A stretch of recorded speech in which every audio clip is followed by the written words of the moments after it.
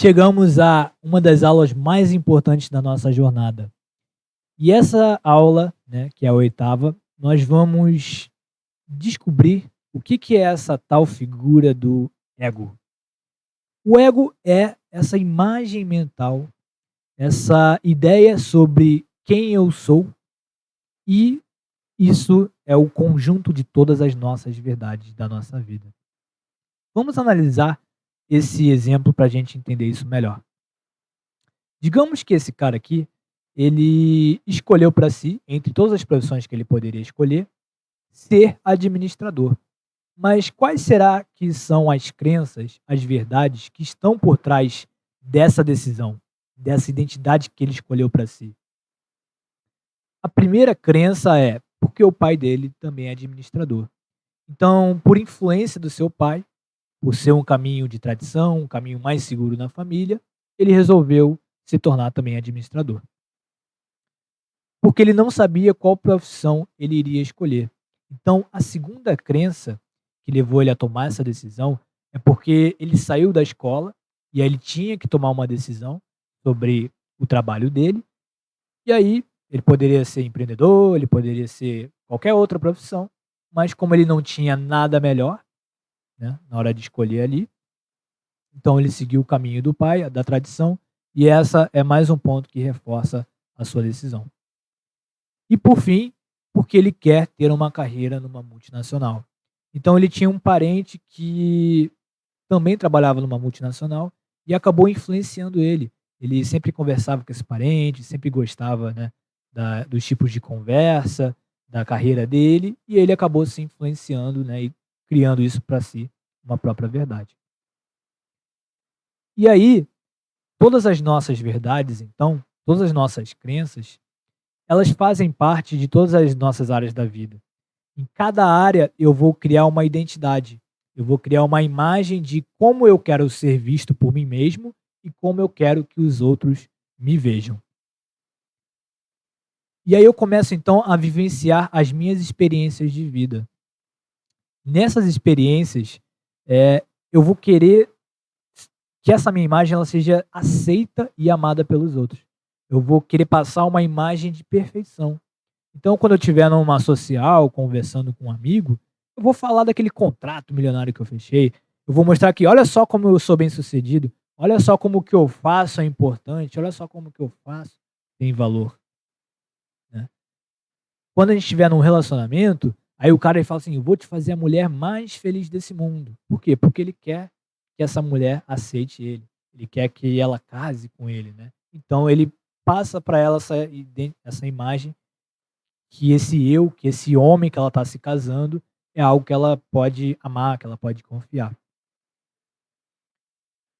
Uma pessoa que está no trabalho ali, né, buscando ter um maior salário, então ele traça esse objetivo a partir da identidade que ele quer viver, de ser, né, promovido.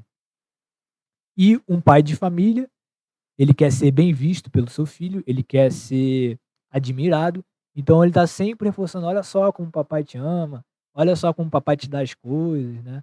Então, perceba como essa identidade ela está muito presente no nosso dia a dia, nas decisões que a gente toma ou não toma, né, de ir ou de voltar, de ter coragem ou de ter medo, tudo porque a gente está fazendo esse cálculo de como que os outros estão vendo a gente, né, e como que a gente mesmo está se vendo. Então isso começa a influenciar nos nossos objetivos. Os objetivos são essa expectativa, essa projeção futura que a gente faz dessa imagem. Então se eu fico perguntando: "O que que o meu eu quer lá para o futuro?". Ah, o meu eu ele quer ter uma casa grande. Ah, o meu eu ele quer ter uma família aonde ele viaje sempre, esteja sempre em contato com a natureza. O meu eu ele quer ter um carro melhor, porque eu sou apaixonado por carros, né. E aí, todas essas ideias, elas então passam a fazer parte da nossa vida, dos nossos objetivos. Só que a gente acaba tomando posse dessas ideias, a gente toma posse de tudo isso. Então, se alguma coisa ameaça esse sonho, a gente vai sentir como se estivesse sendo ameaçado a nossa própria identidade, como se algo tivesse né, realmente atacando o nosso eu. E aí é por isso que isso começa a criar a ideia de identificação. Ou seja, a gente cria a identificação com as nossas próprias ideias. A gente cria uma identificação com as nossas próprias verdades.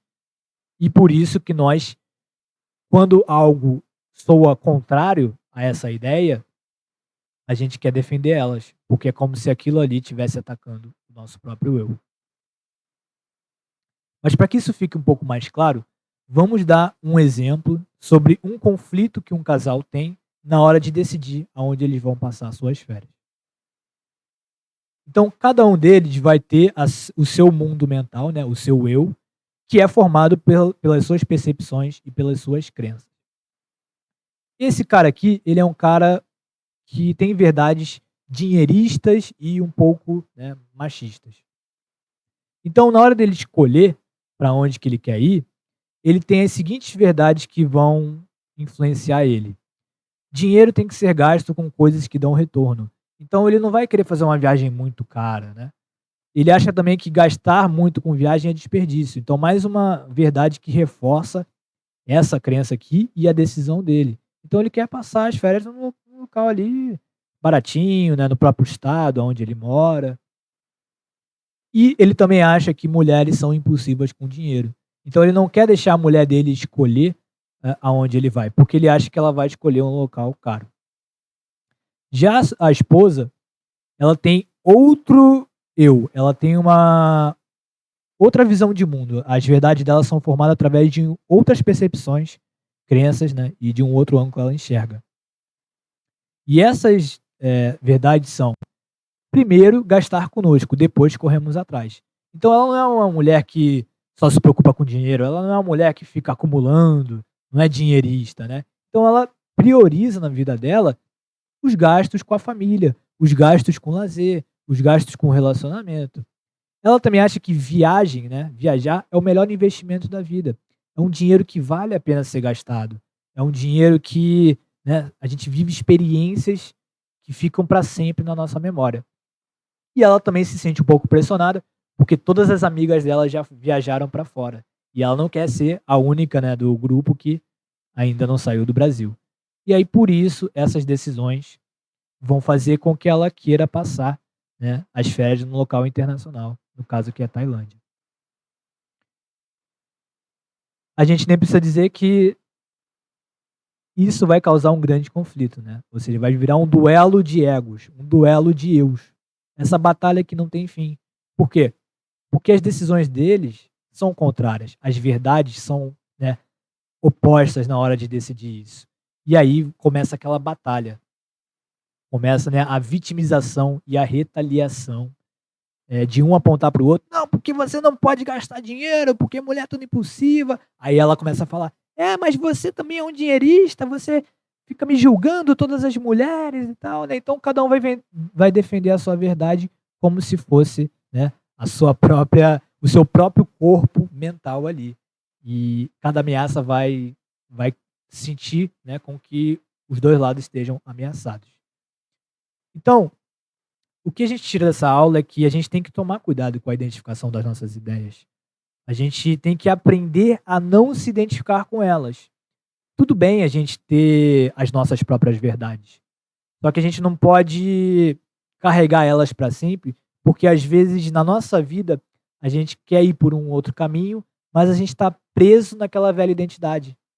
Digamos que uma pessoa, ela, igual no primeiro caso lá, a pessoa ela se tornou administrador devido àquela pressão, né, do pai, de não saber o que escolher. E aí, no meio do caminho, ela decidiu que não quer ser mais administradora. Só que ela fica presa àquela identidade. Ela pensa assim: o que o meu pai vai pensar de mim? O que minha mãe vai pensar? O que meus amigos vão falar? Eu falei para todo mundo que eu queria ser administrador, rico, milionário da multinacional, mas agora eu descobri que isso não me faz feliz. Então percebe que essa grande casca, essa grande identificação com a ideia, ela nos prende e impede que a gente tome decisões importantes, né, de mudanças da nossa vida. Então mais para frente a gente vai aprender a vencer essa identificação das nossas ideias.